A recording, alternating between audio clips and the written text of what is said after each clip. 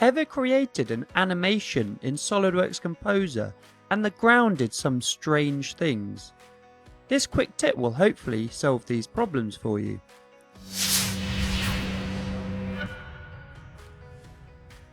In our Composer training sessions, we create this little animation using keyframes.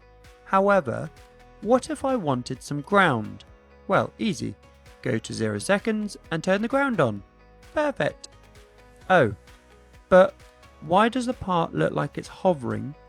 And when I play, why does the ground both move up and also get smaller?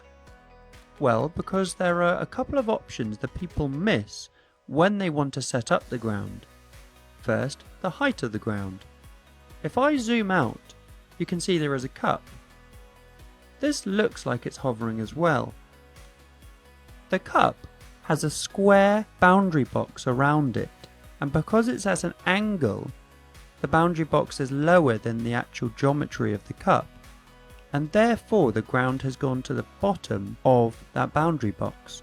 The reason for this is the auto height is on. Turn this off and then select proceed on the set height on geometry, and it will jump to the bottom of the cup. Great, but that's still not in the right position for the coffee machine. We can either manually pull it up using the graphics handles in the middle of the ground, or hide the cup. Use the set height on geometry option and then show the cup again. Because the auto height is turned off, we should now have the ground in the correct location. However, when the cup comes in, you can see the ground shrinks in size. Just like the auto height, we need to turn some auto fit options off at 0 seconds so the ground is kept constant throughout.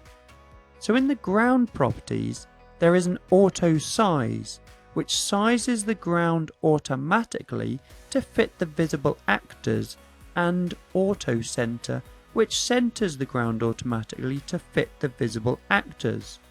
Both of these, as well as the auto height, can be controlled with the auto fit option.